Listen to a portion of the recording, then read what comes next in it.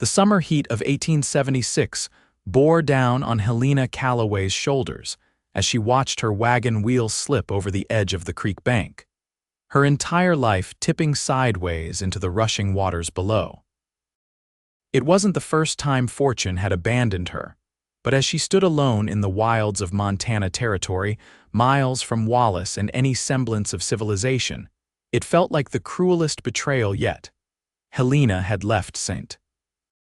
Louis 3 weeks ago, armed with determination, her late father's pocket watch and little else.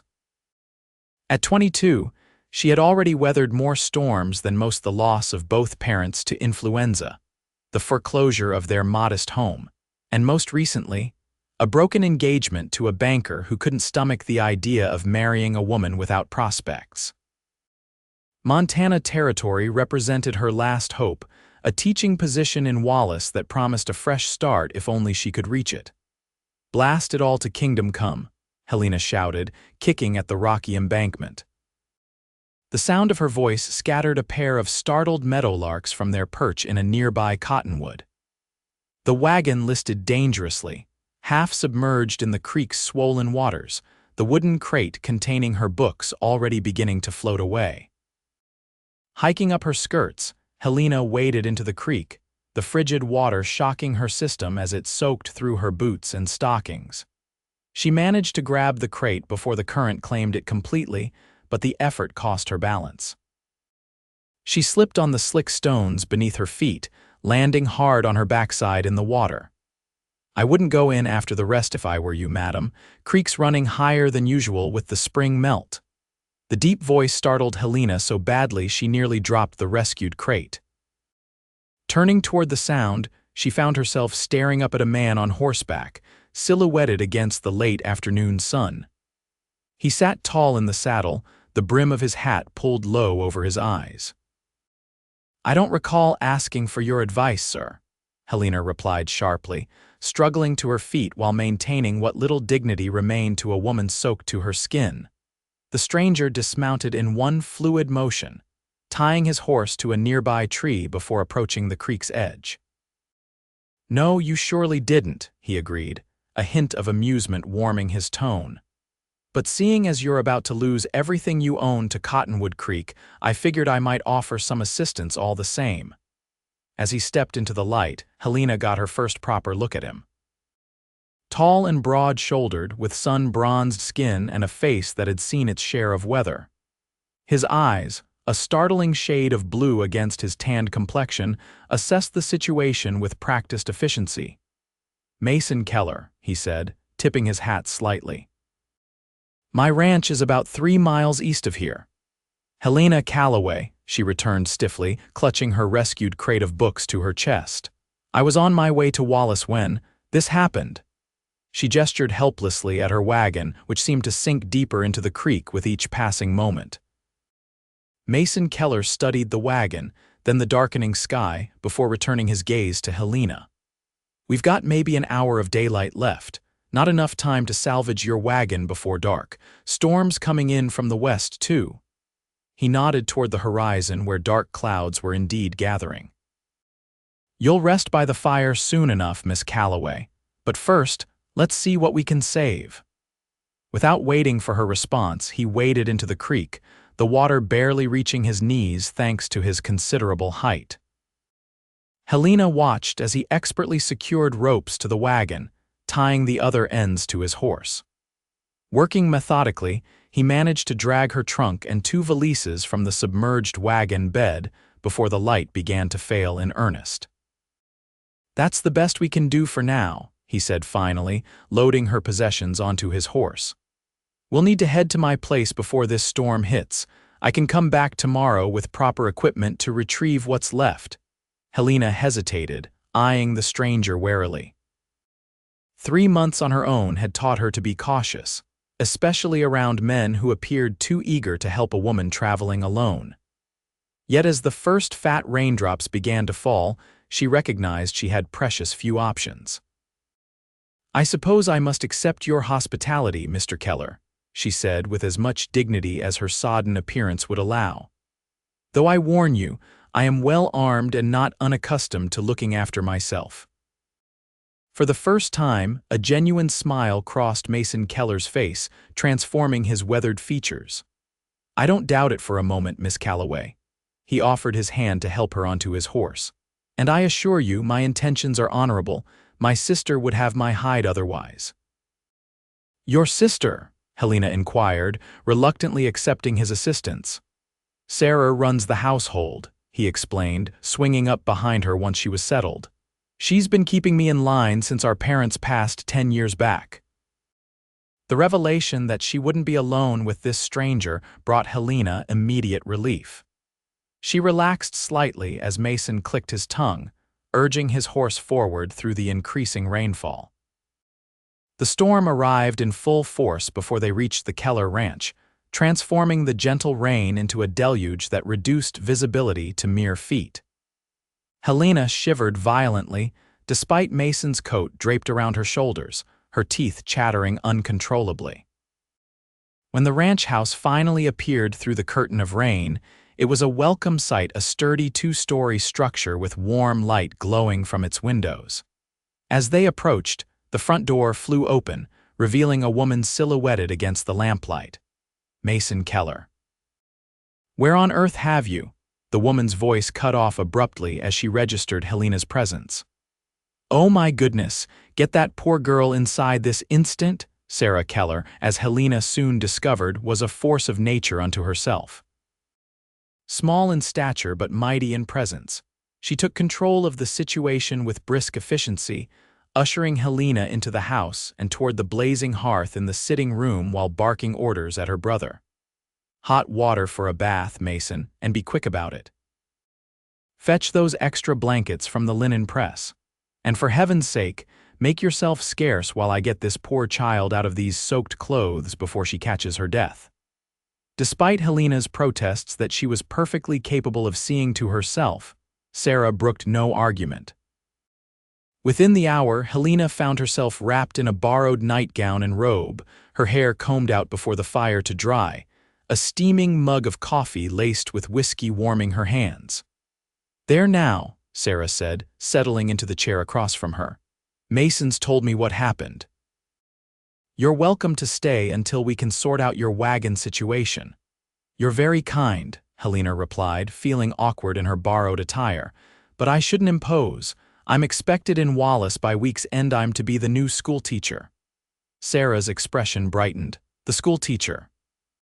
Well, that explains the books you were so determined to save. Wallace has been without proper education for nearly a year now. The children are running positively wild." "So I've been told," Helena said with a small smile.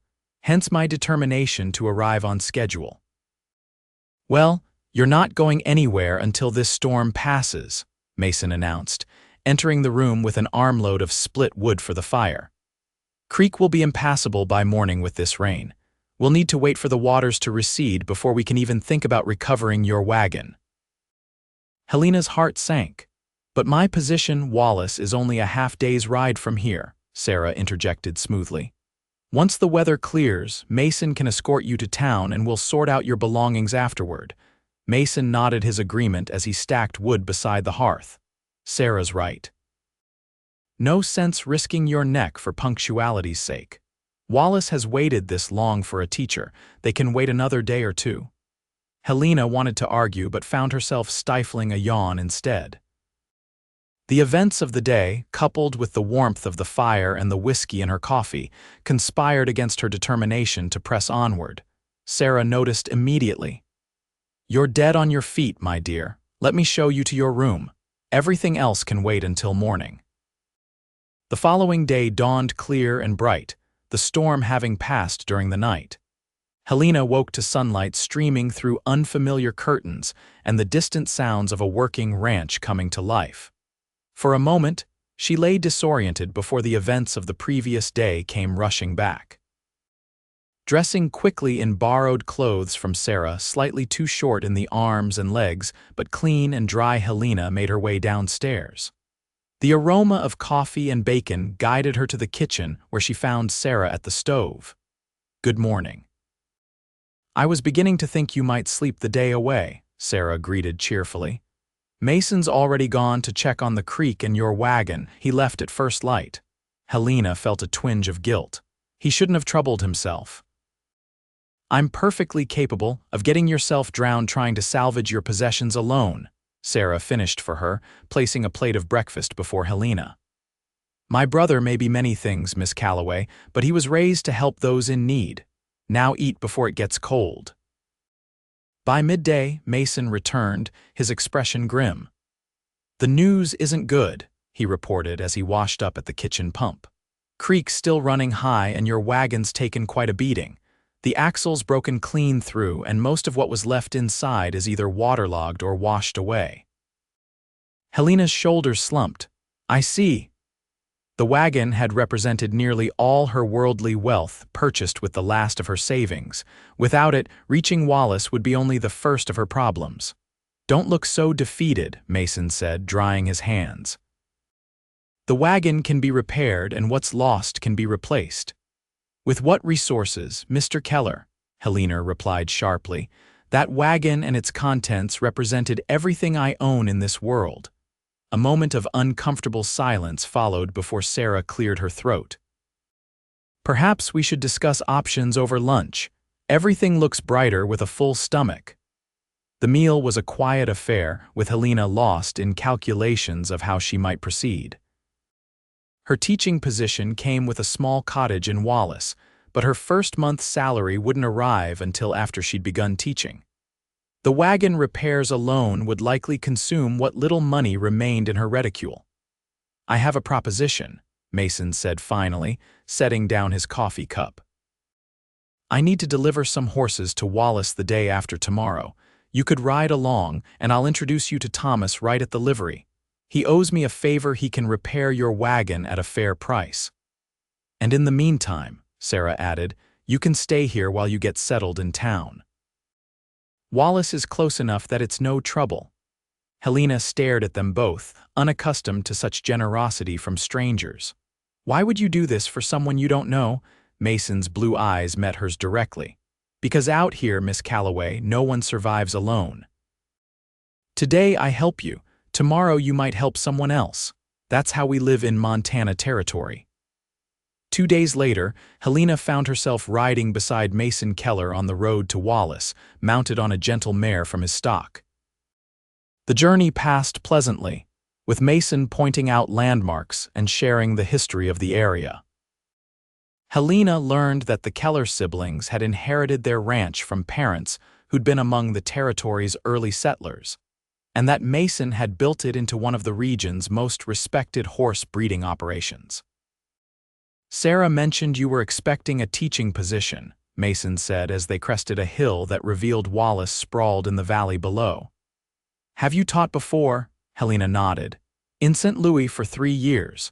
I was assistant teacher at a girls' academy. What brings you all the way to Montana territory then? Teaching positions must be plentiful in a city like St. Louis. The question touched on wounds still fresh, but Helena found herself answering honestly. My parents died last winter. The medical bills took everything, including our home. The academy where I taught was understanding but made it clear they preferred instructors of a certain social standing. Mason's expression darkened. Their loss then. Perhaps, Helena replied softly, but it led me here, so perhaps it's for the best. Wallace proved to be larger than Helena had expected, a proper town with several streets of businesses, a church, and what appeared to be a newly constructed schoolhouse on its eastern edge. People nodded greetings as Mason led them through the main street toward the livery stable. Mason Keller. Didn't expect to see you until next week, called a burly man, wiping his hands on a rag as they approached the livery. Change of plans, Thomas, Mason replied, dismounting smoothly before moving to assist Helena. His hands at her waist were strong and sure, lifting her down as if she weighed nothing. This is Miss Calloway, Wallace's new schoolteacher. She had some trouble with her wagon at Cottonwood Creek. Thomas Wright listened soberly as Mason explained Helena's situation, then nodded thoughtfully. I can help, surely. Got a wagon out back, needs just minor repairs before it's road-worthy. You can use that until yours is fixed, Miss Calloway.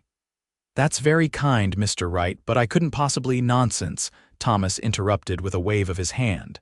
Consider it a welcome to Wallace. We've been desperate for a proper teacher. My own boys are growing up wilder than weeds without schooling. From the livery, Mason escorted Helena to the mayor's office, where she was received with enthusiasm bordering on desperation. Mayor Franklin, a portly man with an impressive mustache, practically beamed when Mason introduced her. Miss Calloway, we'd begun to fear you might have changed your mind. The school board is meeting this very afternoon, perfect timing for you to join us and discuss your plans for the term. Everything moved with dizzying speed after that. Helena was shown the schoolhouse, a sturdy building with large windows and 24 desks, and then the small cottage behind it that would serve as her residence. The cottage was modest but clean, with a bedroom, sitting room, and small kitchen. It's not fancy, Mayor Franklin apologized, but we've made sure it's comfortable. The ladies' auxiliary stocked the pantry, and Mrs. Peterson from the mercantile sent over some basic necessities. Helena blinked back unexpected tears at this kindness. It's perfect, she assured him. More than I could have hoped for. Throughout the whirlwind tour, Mason remained at her side, a steady presence that Helena found surprisingly comforting. When the mayor finally departed, promising to send the school board members by later, Helena turned to find Mason watching her with an unreadable expression. You didn't have to stay, she said softly. I'm sure you have business to attend to. Wanted to make sure you were properly settled, he replied, his gaze sweeping the cottage. Seems like Wallace is eager to make you welcome. Yes, Helena agreed, looking around at her new home. I only hope I can meet their expectations. Mason's smile was warm. You'll exceed them, I expect. Wallace is lucky to have you, Miss Calloway. A moment of silence stretched between them, filled with something Helena couldn't quite name. Then Mason cleared his throat and reached for his hat. I should head back before dark. Sarah will have dinner waiting, of course. Helena walked him to the door. Thank you, Mr. Keller, for everything. I don't know what would have become of me if you hadn't happened along yesterday. Mason, he corrected gently, and it was my pleasure, Miss Calloway. Helena, she returned with a small smile. After all, if we're to be neighbors of sorts. Neighbors, he repeated, something flickering in his blue eyes. I'll return in a few days with whatever we manage to salvage from your wagon, and if you need anything before then, I'll manage, Helena assured him. But thank you. After Mason departed, Helena stood in the doorway of her new home, watching his broad shoulders disappear down the street. An unexpected sense of loss settled over her, which she quickly dismissed as mere gratitude for his assistance during her ordeal. After all, they were practically strangers, the fact that she'd already memorized the exact shade of his eyes, and the way the corners crinkled when he smiled was merely observational habit. The following weeks passed in a blur of activity as Helena established herself in Wallace. The school term began with 28 students ranging from 6 to 16 years of age, presenting a challenge that consumed her days and often her evenings as well. The townspeople proved welcoming, particularly once they saw her dedication to their children's education.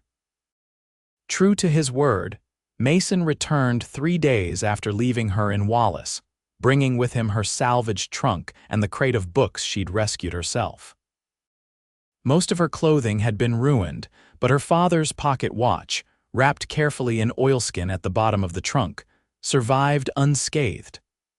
Thomas says your wagon will take at least 2 weeks to repair properly, Mason informed her as he carried the trunk into her cottage. The axle needs to be completely replaced and the wheel rims are bent. Helena nodded, fingering the pocket watch with relief.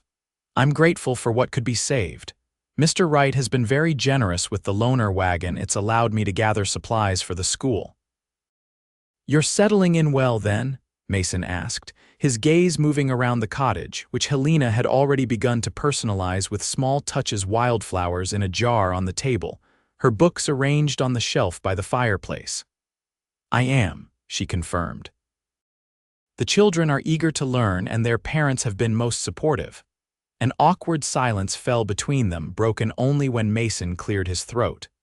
Sarah sent along some preserves, peach and apple. She thought you might enjoy them. Helena accepted the carefully wrapped jars with genuine pleasure. Please thank her for me, that's extraordinarily kind. She'd like you to visit, Mason said, watching her closely. When you have time, the ranch isn't far. The invitation warmed Helena unexpectedly. I'd like that. Perhaps once I'm more established with my teaching routine. Mason nodded, seeming satisfied. Good, that's good. He hesitated, then added, I should go. You probably have work to prepare. Yes, Helena agreed, though in truth, she'd completed her lesson plans the night before. Thank you again for bringing my things. At the door, Mason paused, turning back to her with an intensity that caught Helena off guard. You know, if you need anything at all, you only need to send word. I come into Wallace at least once a week for supplies. The sincerity in his voice touched something deep within Helena, a place she'd armored against disappointment after James had broken their engagement. I'll remember that, she promised softly. After Mason left, Helena found herself standing at the window, watching until his figure disappeared from view. The warmth that spread through her chest at the memory of his concern was dangerous, she knew. Mason Keller was being neighborly, nothing more. Getting attached to him would be foolish. Yet 3 days later, when he appeared at the schoolhouse door just as she was dismissing her students, Helena couldn't deny the leap of pleasure she felt at the sight of him. Mr. Keller, she greeted, trying to keep her voice neutral despite the curious glances from her departing students. This is unexpected, Miss Calloway. He removed his hat, revealing hair that curled slightly at the temples. I was in town picking up supplies and thought I'd check on you, see if you needed anything. Helena was about to politely decline when she remembered the bookshelf that needed assembling, a project she'd been putting off due to her limited experience with tools. Actually, she admitted, there is something, if you have a few minutes to spare. The relief that crossed Mason's face was almost comical. At your service, Miss Calloway. The bookshelf was assembled in short order, with Helena handing Mason tools as he worked.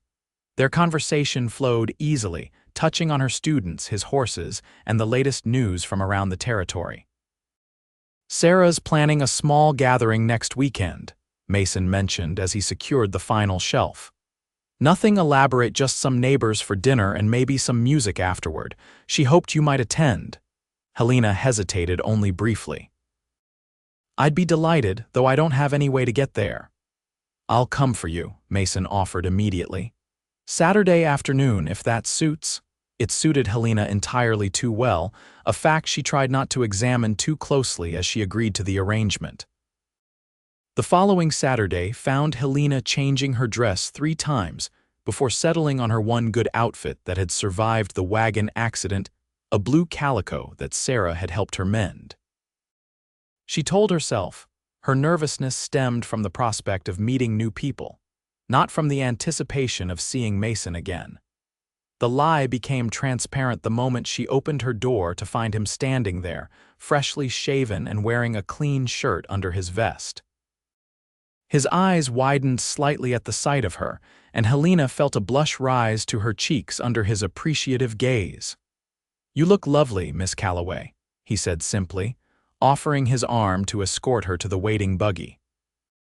The ride to the Keller ranch passed quickly, filled with comfortable conversation and occasional companionable silences. Helena found herself studying Mason's profile when he wasn't looking, the strong line of his jaw, the faint scar above his right eyebrow, the way his mouth curved naturally upward at the corners.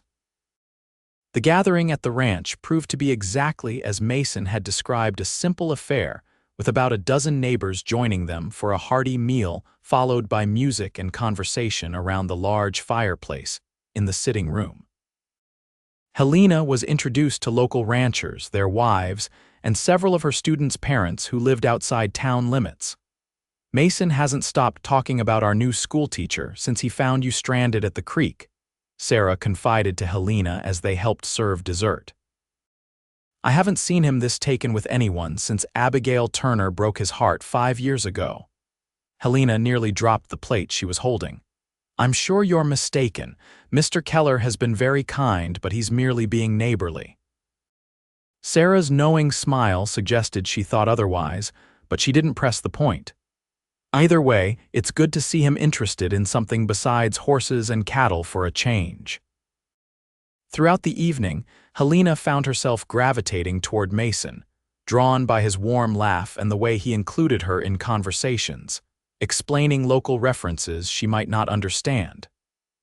When someone opened the piano and began to play, Mason extended his hand to her. "May I have this dance, Miss Calloway?" Dancing had never been Helena's strong suit, but in Mason's arms she felt graceful and light. His hand at her waist was firm but gentle, guiding her through the simple steps with ease. When the music slowed, he drew her slightly closer, and Helena felt her heart skip a beat at the nearness of him. "I'm glad you came tonight," Mason said softly, his breath warm against her hair. "So am I," Helena admitted, unable to look away from the intensity in his blue eyes. When the music ended, Mason reluctantly released her, but stayed close throughout the remainder of the evening. As the gathering began to disperse, he offered to show Helena the new foals born the previous week. The night was clear, the Montana sky ablaze with stars as they walked toward the stables. Mason lit a lantern, illuminating the path and casting golden light across their faces. Inside, the stable was warm and fragrant with the scent of hay and horses. Mason led her to a stall where a dainty mare stood protectively over a wobbly-legged foal. "She was born just 4 days ago," Mason explained, his voice soft as he unlatched the stall door. "Her name is Starlight for the marking on her forehead."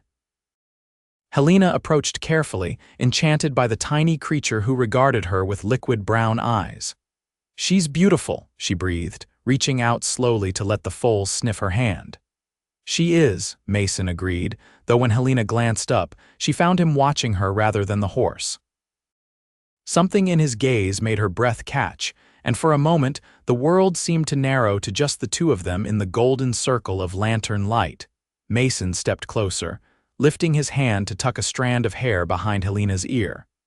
His touch was gentle, almost reverential. "Helena," he said softly, her given name sounding different somehow in his low voice. "Yes," she whispered, scarcely able to breathe as he leaned toward her. The sound of the stable door opening broke the spell, causing them both to step back hastily.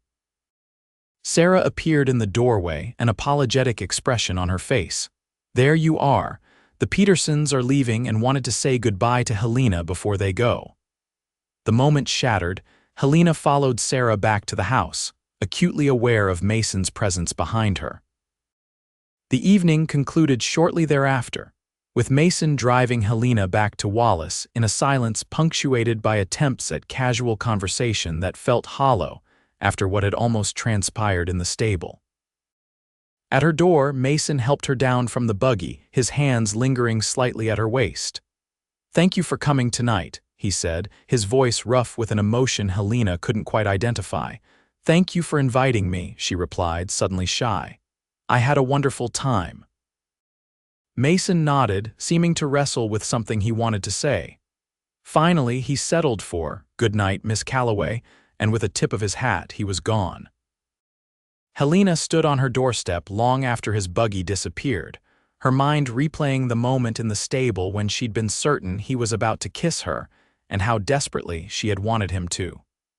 The following weeks brought an unexpected distance between them. Mason's visits to Wallace became less frequent, and when he did appear, he seemed careful to maintain a formal politeness that left Helena confused and oddly bereft. Had she misinterpreted his interest? Had she done something to offend him? October arrived with its brilliant colors and crisp mornings. Helena threw herself into her teaching, organizing a harvest festival for the schoolchildren and their families. The event was to be held on the town green, with games, food, and a display of the students' work from their first weeks of school. The day of the festival dawned clear and cool, perfect autumn weather. Helena arrived early to oversee the final preparations, her heart lifting at the sight of the decorated tables and excited children already gathering. The entire town seemed to have turned out, including families from outlying ranches and farms. She was arranging a display of student essays when a familiar voice behind her sent a shiver of awareness down her spine. "Miss Calloway." Helena turned to find Mason standing there, hat in hand, looking as handsome as ever in a clean shirt and vest. "Mr. Keller. I didn't expect to see you today. Sarah insisted we couldn't miss Wallace's first harvest festival in years," he replied, his eyes never leaving her face. "She's over by the pie contest trying to convince Mrs. Peterson that her apple recipe is superior." Helena smiled despite the nervous flutter in her stomach. "That sounds like Sarah." An awkward silence fell between them, heavy with unspoken words. Finally, Mason cleared his throat. "You've done a fine job with all this. The town hasn't been this lively since. Well, I can't remember when." "Thank you," Helena said, smoothing her skirts self-consciously. "The children worked very hard on their projects." Mason nodded, his gaze moving over the display before returning to her face. "Helena, Miss Calloway." Mayor Franklin's booming voice interrupted whatever Mason had been about to say. "We're ready to begin the opening ceremony. Would you do us the honor of saying a few words?" With an apologetic glance at Mason, Helena allowed herself to be led away, her curiosity about what he'd been about to say burning within her. The festival officially opened with speeches and a ribbon cutting, after which Helena found herself swept up in a whirlwind of activities judging children's artwork, overseeing games, and accepting compliments from parents impressed with their children's progress. It was late afternoon before she spotted Mason again, deep in conversation with Thomas right near the cider press. He looked up as if sensing her gaze, his eyes meeting hers across the crowded green. For a moment, something passed between them, a recognition, an acknowledgement of the connection they both felt but hadn't addressed. Then a small hand tugged at Helena's skirt, and she looked down to find 6-year-old Emily Peterson looking up at her with wide eyes. "Miss Calloway, will you come see my drawing? It won a blue ribbon." By the time Helena extricated herself from proud parents and excited children, Mason had disappeared from sight. Disappointment settled heavily in her chest as she continued with her duties, forcing smiles that didn't quite reach her eyes. As the festival wound down with the setting sun, Helena found herself alone, supervising the cleanup of the schoolhouse display.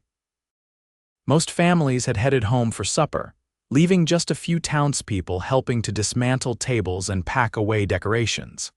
"Need a hand?" Helena startled, nearly dropping the stack of student drawings she was collecting. Mason stood before her, his expression unreadable in the fading light. "Thank you," she managed, handing him a box of art supplies. "These need to go back to the schoolhouse." They worked in silence for several minutes, gathering materials and loading them into the borrowed wagon Thomas Wright had provided for her use. When everything was secured, Mason offered his arm. "May I walk you home? It's getting dark." Helena nodded, suddenly nervous as they set off toward her cottage. The streets of Wallace were quiet, most people already at home for their evening meals. Their footsteps echoed on the wooden sidewalk, a rhythmic counterpoint to Helena's racing heart. At her door, she turned to thank him, only to find him standing closer than she'd realized.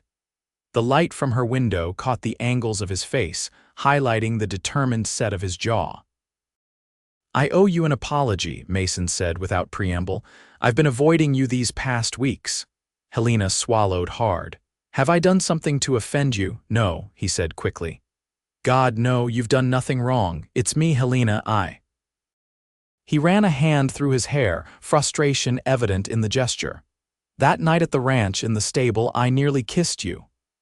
"I remember," Helena whispered, her cheeks warming at the admission. "I've been fighting this, whatever this is between us, since the day I found you at the creek," Mason continued, his voice low and urgent. "You were new to Wallace, alone, vulnerable. It didn't seem right to pursue you when you were just establishing yourself. Hope blossomed in Helena's chest. And now, Mason's eyes darkened. Now I find I can't stay away any longer. I've tried, Helena. Lord knows I've tried. But every time I come to town, my feet carry me toward your school, your home. Every night I lie awake thinking about you. Helena's breath caught at the raw honesty in his voice. I've missed you, she admitted softly. These past weeks, when you've been distant, I thought perhaps I'd imagined the connection between us. You didn't imagine anything, Mason assured her, stepping closer still. Helena Calloway, from the moment I saw you standing in that creek, drenched and defiant, something in me recognized something in you. I needed to be sure you felt it too, and that it wasn't merely gratitude on your part. Helena reached up, her fingers lightly touching his cheek. It wasn't gratitude then, Mason, and it certainly isn't now. With a groan, Mason closed the remaining distance between them, his mouth finding hers in a kiss that started gentle but quickly deepened as Helena responded with equal fervor. His arms encircled her waist, drawing her against him as her hands slid up to his shoulders, steadying herself against the dizzying sensation of his lips moving over hers. When they finally broke apart, both breathing heavily, Mason rested his forehead against hers. I've wanted to do that since the stable, he confessed. What took you so long? Helena teased, her voice breathless. Mason's laugh was low and warm. Stubborn pride and misplaced nobility, both of which I'm prepared to abandon if you'll let me court you properly, Miss Calloway. Helena pretended to consider this, though her heart was already singing its answer. I suppose I could be persuaded, Mr. Keller, though the town might talk their new schoolteacher being courted by a horse rancher. Let them talk, Mason said, stealing another brief kiss. I've spent my life caring about what others think. With you, I find I care only about what you think, what you feel. In that case, Helena replied, pulling slightly away to look into his eyes, I think you should come to supper tomorrow night. I'm a passable cook, though not as skilled as your sister. Mason's smile was brighter than the stars just beginning to appear above them. I'd be honored, Miss Calloway. The courtship of Helena Calloway and Mason Keller became the talk of Wallace over the following months.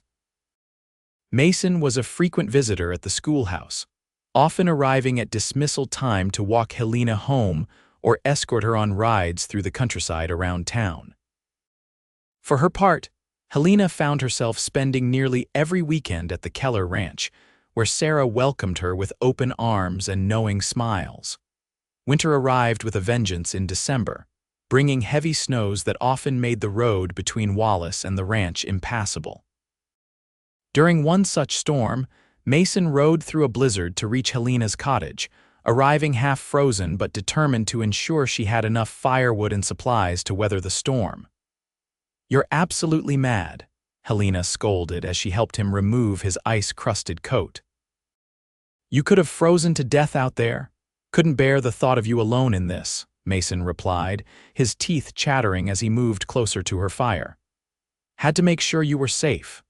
Helena melted at his concern, serving him hot coffee laced with whiskey while he thawed by her hearth.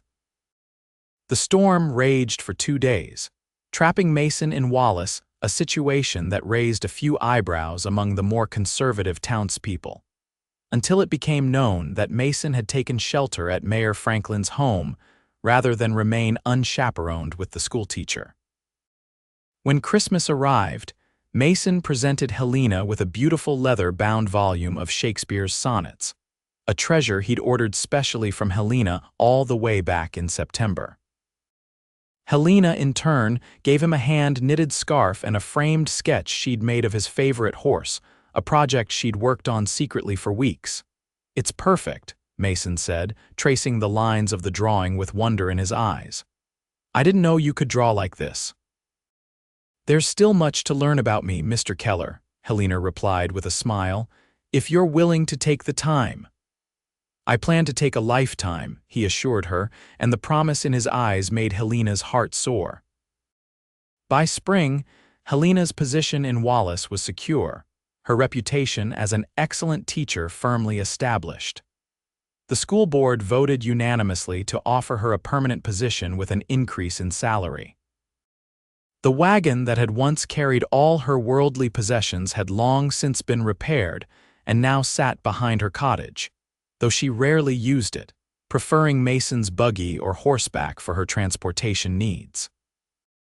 On the first truly warm day in April, Mason suggested a picnic by Cottonwood Creek, the very spot where they'd first met nearly a year before.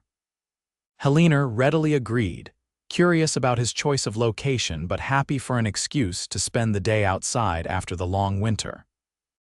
The creek looked different in spring, less threatening, its waters clear and sparkling in the sunshine. Mason spread a blanket on the grassy bank, laying out the lunch Sarah had packed for them with uncharacteristic care.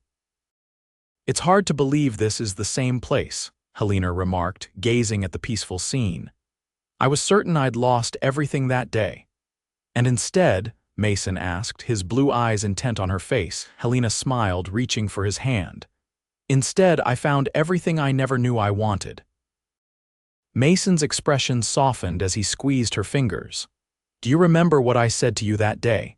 When I found you standing in the creek," Helena thought back, the memory vivid despite the passage of time.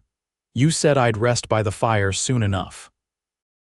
"And you did," Mason nodded, shifting to face her more directly. "Helena, when I saw you that day drenched and furious and refusing to give up, I think I fell in love with you right then, though I didn't recognize it for what it was." Helena's breath caught at the admission. Though their feelings for each other had grown obvious over the months, neither had spoken the word love aloud until now. "I fought it," Mason continued, his voice rough with emotion. "Told myself you deserved better than a horse rancher with calloused hands and limited education. But every day I spent with you convinced me that what we have is rare and precious. And I find I can't imagine my future without you in it." With trembling hands, Mason reached into his vest pocket and withdrew a small velvet box.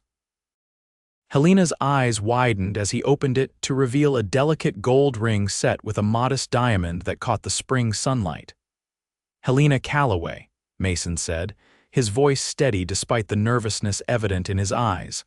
"I'm asking you to trust me with your heart as I'm trusting you with mine." "Will you marry me?" Tears sprang to Helena's eyes, joyful and overwhelming. "Yes," she whispered, then louder. "Yes, Mason. Yes." With a smile that outshone the sun, Mason slipped the ring onto her finger before pulling her into his arms for a kiss that promised a lifetime of love and partnership. Their wedding took place in June, with the entire town of Wallace in attendance. The schoolhouse was transformed with wildflowers and ribbons, and Helena's students formed an honor guard as she walked down the aisle on Mayor Franklin's arm. Sarah stood as Helena's matron of honor, beaming with happiness as her brother and the woman who had become like a sister to her joined their lives together. Helena wore a new dress of ivory silk, a gift from her students' parents, and carried a bouquet of prairie flowers gathered that morning. Mason waited for her at the altar, his expression one of awe and adoration as she approached. The ceremony was simple but deeply moving, with vows they had written themselves. When the minister pronounced them husband and wife, Mason's kiss held all the promise of their future together, and the cheers of their friends and neighbors echoed through the schoolhouse. The celebration afterward lasted well into the night, with dancing, feasting, and many toasts to the happiness of Wallace's beloved schoolteacher and the rancher who had found her stranded at Cottonwood Creek. When they finally departed for the ranch, now their home together, Mason helped Helena into his buggy with the same care he'd shown that first day. "Happy, Mrs. Keller?" he asked softly as they drove through the starlit night. Helena leaned against his shoulder, her new ring catching the moonlight. "Happier than I ever dreamed possible," she replied. "And to think it all began with a broken wagon wheel and a creek crossing." Mason laughed, pressing a kiss to her temple. "Best day of my life finding you there. Even though I was a bedraggled mess," Helena teased. "Especially because of that," Mason assured her. "Showed me right away what you were made of: grit and determination and a refusal to surrender. Those are qualities a man looks for in a partner for life." Helena smiled, contentment filling her heart as they approached their ranch now. Lights burned in the windows, Sarah having prepared the house for their return. It looked like home, like belonging, like the future they would build together. "I love you, Mason Keller," Helena said as he helped her down from the buggy. Mason's answer was to sweep her into his arms, carrying her across the threshold of their home. "And I love you, Helena Keller, today, tomorrow, and for all the days to come."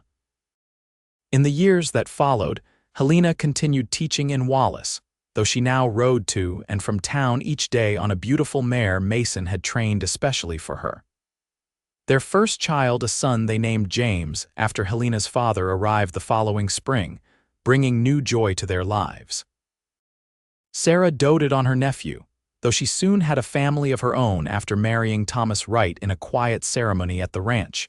2 years later, twins Elizabeth and William joined the family, filling the ranch house with laughter and childish adventures.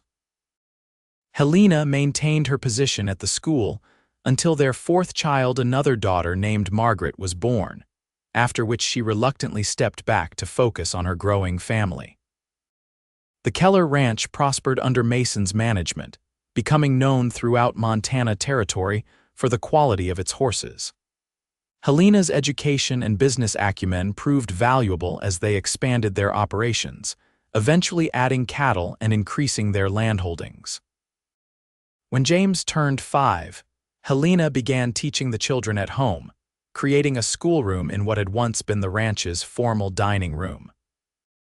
Other neighboring families soon asked if their children might join these lessons, and before long, Helena found herself running a small school right from the ranch, combining her love of teaching with her devotion to her family.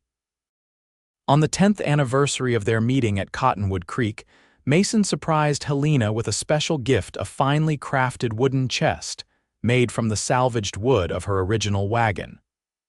"I saved the pieces," he explained as Helena ran her hands over the smooth surface, tears in her eyes. "Seemed fitting somehow that wagon brought you to me after all. It's perfect," Helena whispered, embracing him tightly. "A reminder of how our story began and continues," Mason added, kissing her with the same tenderness he'd shown on their wedding day. "Every day with you is a gift, Helena, every single day." That evening, as they sat on the porch watching their children play in the yard, Helena leaned against Mason's shoulder, contentment filling her heart. From disaster had come her greatest blessing, a man who loved her completely, children who filled her life with joy, and a home built on mutual respect and deep affection. "Do you ever wonder what would have happened if my wagon hadn't rolled into the creek that day?" she asked softly. "If we'd never met," Mason's arm tightened around her shoulders. "I prefer not to think about it," he admitted, "but I like to believe we'd have found each other somehow. Some things are simply meant to be, Helena." As the sun set behind the distant mountains, painting the sky in shades of gold and crimson, Helena silently agreed. Whatever fate or providence had led her wagon into Cottonwood Creek that summer day so many years ago had given her not just shelter from a storm, but a lifetime of love, purpose, and belonging. In the gathering twilight, Mason took her hand, his fingers intertwining with hers as naturally as breathing. Together they watched their children, their legacy, their future until the first stars appeared in the Montana sky, a reminder of all they had found in each other and all that still lay ahead.